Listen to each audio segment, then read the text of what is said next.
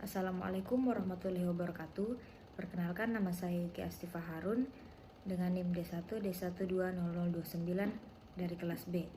Di sini saya akan memaparkan tentang materi interaksi ekologi dalam lingkungan tanah. Yang pertama, habitat tanah.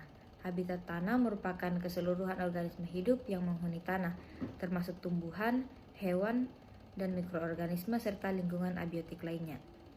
Organisme tanah atau disebut juga biota tanah merupakan semua makhluk hidup baik hewan maupun tumbuhan yang seluruh atau sebagian dari fase hidupnya berada dalam sistem tanah. Pada umumnya, organisme tanah berada pada lapisan tanah bagian atas, kurang lebih 10 cm di bawah permukaan tanah.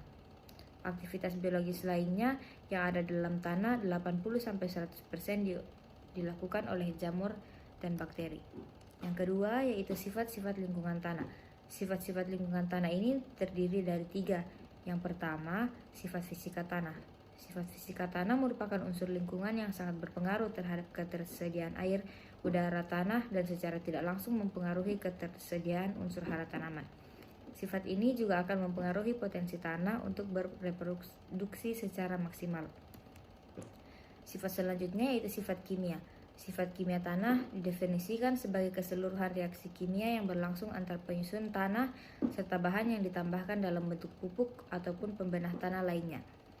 Faktor kecepatan semua bentuk reaksi kimia yang berlangsung dalam tanah mempunyai kisaran yang agak lebar, yakni sangat singkat dan luar biasa lamanya.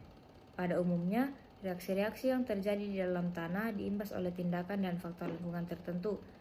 Semua proses ini sangat penting dalam bidang pertanian untuk dikaji lebih mendalam, khususnya dalam pengelolaan tanah agar tanah menjadi lestari. Sifat yang ketiga yaitu sifat biologi tanah. Sifat biologi tanah berhubungan dengan aktivitas makhluk hidup yang ada di dalam dan permukaan tanah. Berbagai jenis makhluk hidup berkembang dalam tanah, baik berbagai jenis tumbuhan, hewan, atau makhluk hidup yang berukuran besar maupun yang makhluk hidup yang ada berukuran kecil. Sifat-sifat biologi tanah sangat penting dalam hal dekomposisi bahan organik, proses mineralisasi, imobilisasi, daur hara, serta proses-proses lainnya yang ada di dalam tanah. Selanjutnya yaitu peran lingkungan tanah bagi biota tanah. Tanah merupakan media tempat tumbuhnya tanaman. Tanah juga merupakan habitat bagi berbagai organisme yang hidup di dalamnya. Antara tanaman dengan organisme dalam tanah terjadi suatu hubungan saling ketergantungan yang sangat erat.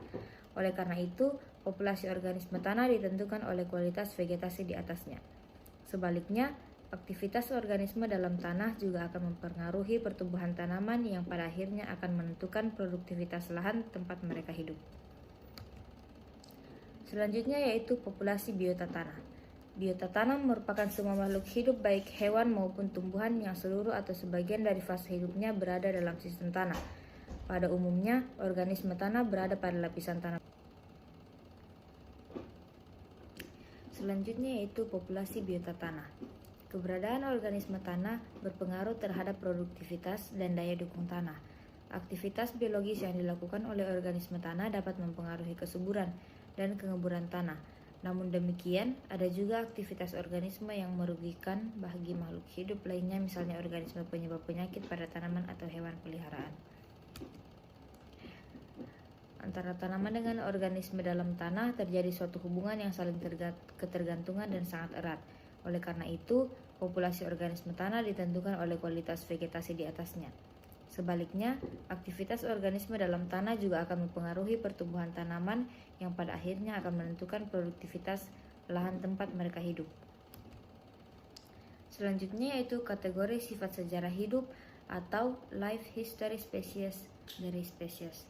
Yang pertama, spesies are selected atau yang biasa disebut are strategis. Spesies yang populasinya diatur oleh potensi biotiknya atau kapasitas reproduksi minimum. Yang pertama yaitu R selection adalah seleksi untuk pertumbuhan populasi maksimum pada populasi yang tidak padat. Yang kedua, R seleksi adalah komponen seleksi alam yang tidak bergantung pada kepadatan. Yang ketiga, R spesies terjadi di habitat yang fana. Dan yang keempat, R seleksi adalah alokasi yang sebagian besar sumber daya untuk reproduksi. Yang kedua, spesies terpilih yang memiliki populasi yang relatif stabil berfluktuasi mendekati daya dukung lingkungan. Spesies ini disirikan dengan hanya memiliki sedikit keturunan. Yang pertama, K-selection adalah seleksi untuk kemampuan bersaing dalam populasi yang padat. Yang kedua, seleksi K adalah komponen seleksi alam yang bergantung pada kepadatan. Yang ketiga, K-spesies terjadi di habitat dengan stabilitas durasi panjang. Dan yang keempat, K-seleksi adalah alokasi sebagian kecil sumber daya untuk reproduksi. Mungkin itu saja yang dapat saya sampaikan. Lebih dan kurangnya mohon dimaafkan. Assalamualaikum warahmatullahi wabarakatuh.